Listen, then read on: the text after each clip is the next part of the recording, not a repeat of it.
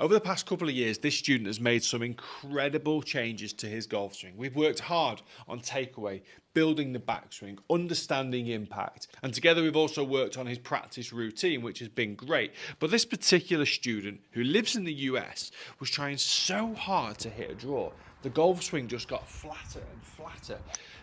But actually, it ended up producing skied shots, slices. So we made some really key and important changes in his swing to help him get steeper and actually then draw the golf ball. So stay tuned to this video. I'm going to talk you through exactly what we did, and hopefully it can help you too. If you would really want to draw the driver based on your own golf swing, jump in the description below. You're going to see a Skillist app. All you need to do is follow me on there and I will give you a free golf lesson that's completely relative to how you swing the golf ball.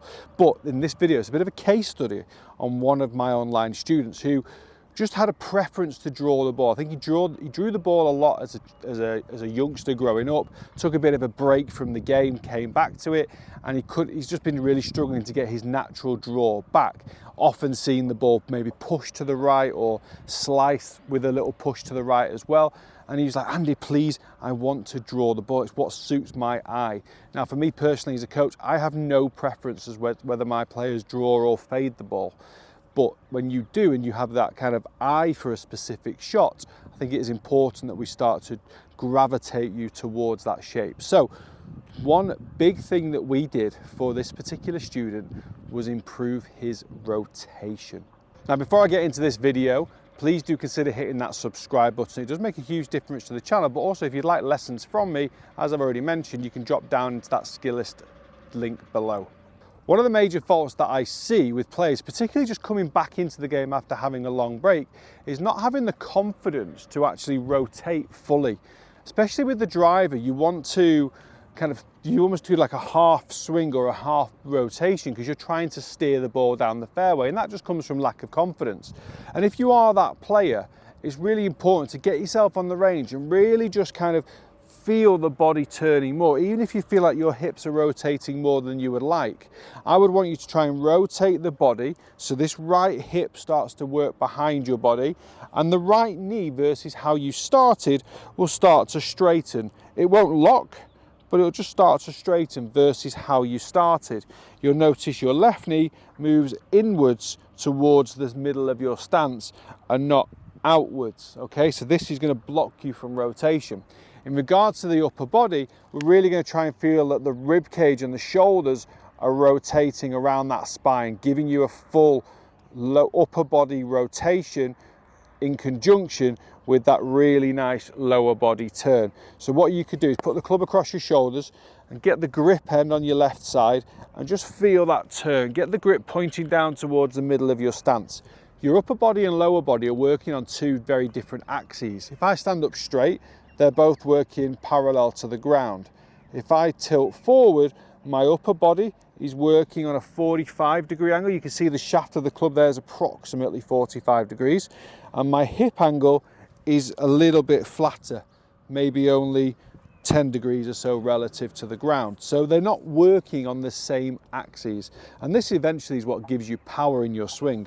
But it's understanding that you're going to get a bigger rotation from the upper body and really feel that left side working down towards the middle of your stance and really start to isolate that feeling of the rib cage rotating around your spine.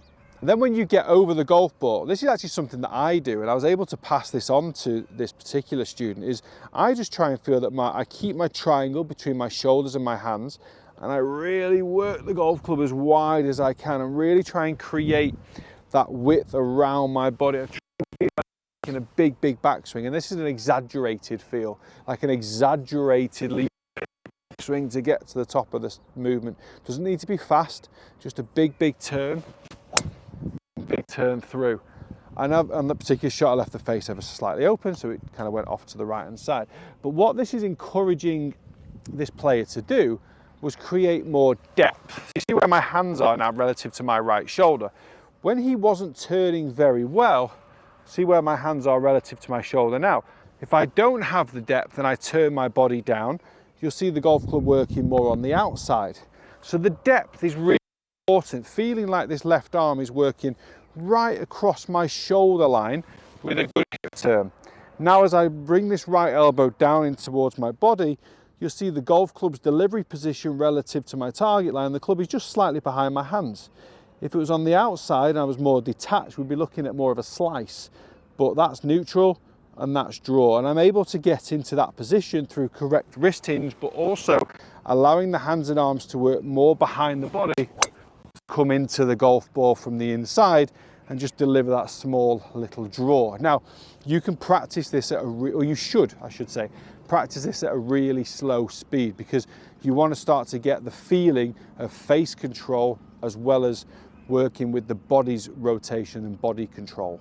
So I think it's important that you can find a routine on the golf course to do, and that's why I personally just do this. I really feel like the club's going wide and flat behind my body, because I've often been somebody that takes it steep, and again, very similar to this golfer that had a long break, struggled to commit to his rotation. So we almost kind of did the same fault for different reasons. So he's now able to kind of get takeaway, activate his rotation, and just hit one away. And even on that type of shot there, there's a smidgen of draw, so he knows he's moving the golf club correctly. And then once he's done lots of repetitions of that and the feeling and the opening up of the body and the rotation, you can then start to add your speed. And now he is much more comfortable in feeling his draw, and he's seeing the draw more often than not, which is great. And that was the goal of that particular lesson. I hope this lesson has helped you. If it has, comment below. What did you do to help you get that draw as well?